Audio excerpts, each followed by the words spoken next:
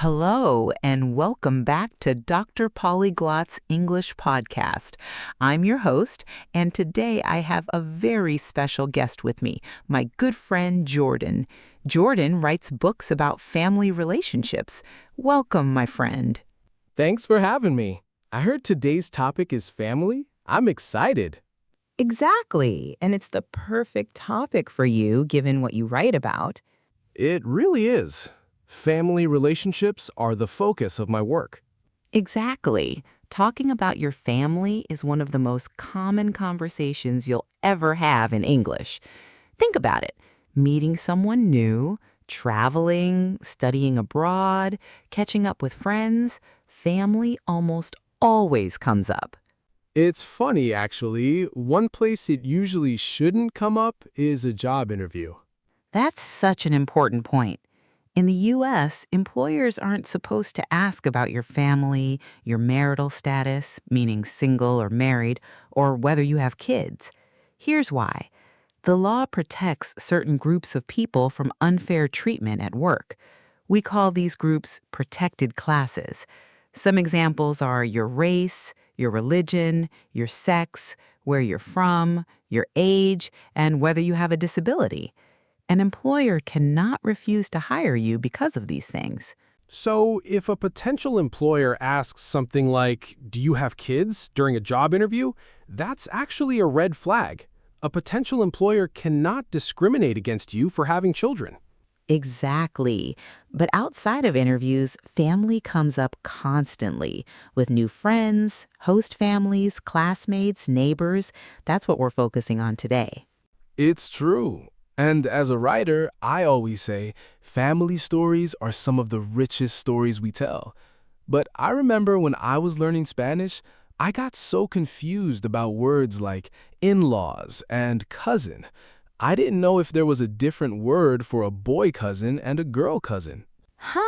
That's a great example, and it's exactly what we're covering today. By the end of this episode, listeners, you'll know how to introduce your family, understand the difference between immediate and extended family, also learn key vocabulary, avoid common mistakes, and practice a real conversation. Let's jump in.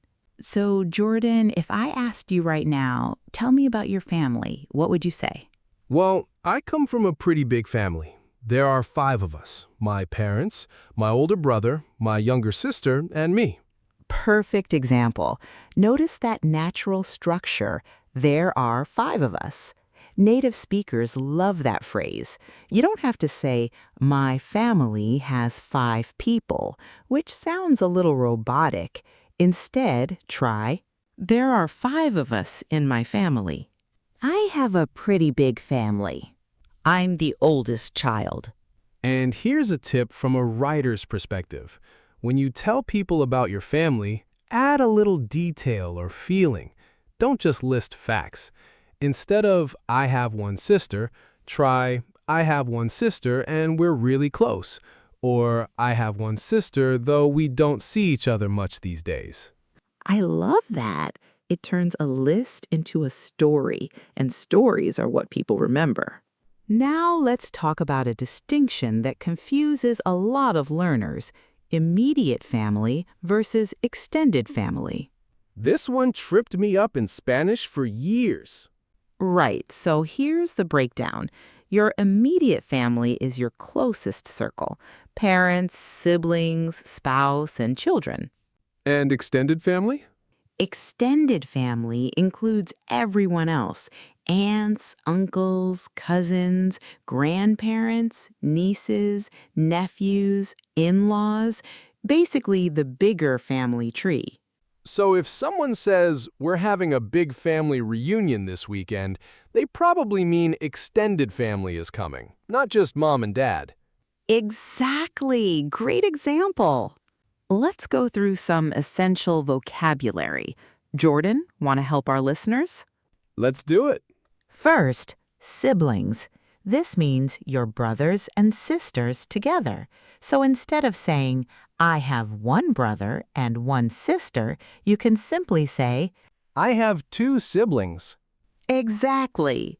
Next, relatives. This is a general word for anyone in your family, especially extended family. We have relatives all over the country. What about cousin? In English, is there a different word for boy cousins and girl cousins? Great question. And no, English uses the same word cousin for both. You don't need to specify gender unless it matters for the story. So you just say, this is my cousin Alex, whether Alex is male or female. That's actually simpler than a lot of other languages. It is. Let's keep going. Grandparents refers to your grandmother and grandfather together.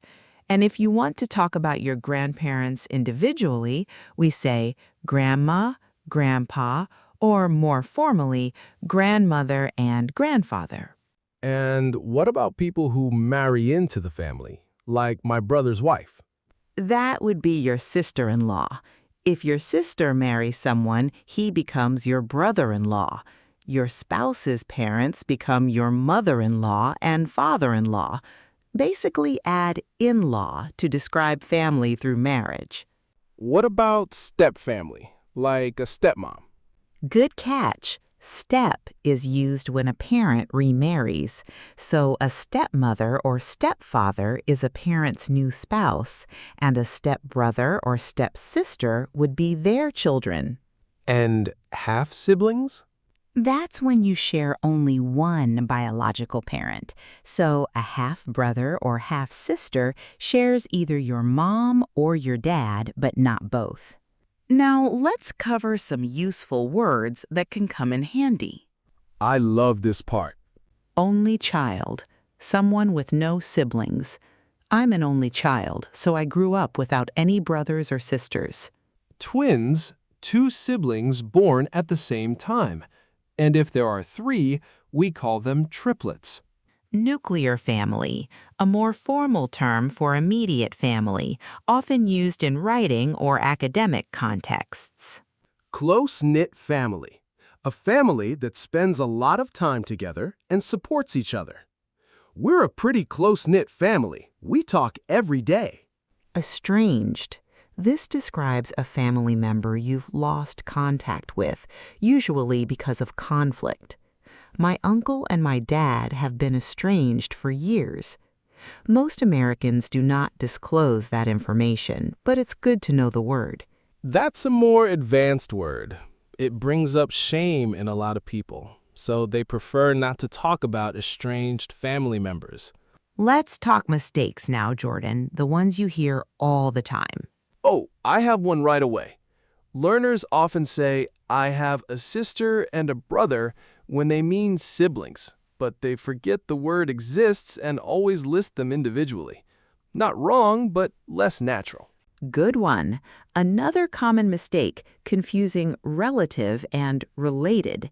At the customs, they often ask you, are you related? It means, are you part of the same family? Relative is the noun we use for a family member. I've also heard learners say, my family is 5, instead of, there are 5 people in my family, or there are 5 of us. Yes, that's a big one. And one more, mixing up born and borned. It's always, I was born in 1990, never borned. That extra ED doesn't belong there.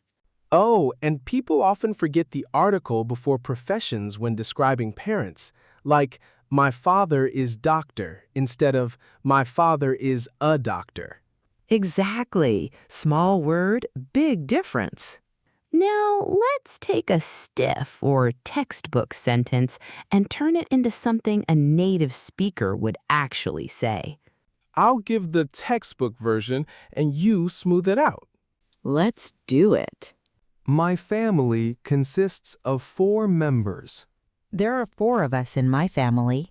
My grandfather is the father of my father. That one's technically correct, but nobody says that. Everyday expression is, that's my paternal grandfather.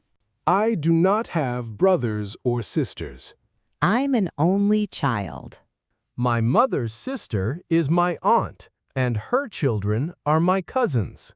You'd probably just say, "This is my aunt, and these are my cousins," and let context do the rest. You don't need to explain the relationship like a dictionary definition. That's such a helpful reminder. Sometimes learners over-explain because they learn the textbook definition first. Exactly. All right, let's put it all together with a real conversation. Jordan, ready to role play? Let's do it. I'll be meeting you for the first time. Great, here we go. So, do you have any siblings? Yeah, I have two, an older brother and a younger sister. How about you? I'm actually an only child, but I have a huge extended family. Tons of cousins. That sounds fun. Are you close with them? Pretty close, yeah. We usually get together for the holidays. What about your parents? Do they live nearby? My mom does, but my dad and stepmom live a few hours away.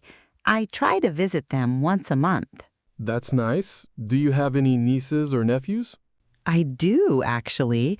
My brother has two kids, a boy and a girl. I love being an aunt. That's sweet. Family is everything, isn't it? It really is. See? That conversation used almost every word we talked about today. Siblings, only child, extended family, stepmom, nieces and nephews. Exactly. And listeners, please go back, pause the video, and repeat the sentences out loud. Practice them. Change the details to match your own family and say them a few times until they feel natural. So let's recap what we learned today. We covered how to introduce your family naturally, the difference between immediate and extended family, essential vocabulary like siblings, relatives, cousins, and grandparents, useful words like nuclear family and estranged, as well as common mistakes to avoid. And don't forget that real-life conversation. Practice it until it feels like the sentences will come to your mind easily during conversations. Jordan, thank you so much for joining me today. Thanks for having me, Dr. Polyglot. This was a lot of fun. And to all of you listening, thank you for tuning in to Dr. Polyglot's English podcast. If you enjoyed this episode, share it with a friend who's learning English, and I'll see you in the next lesson. Until then, keep practicing and don't give up.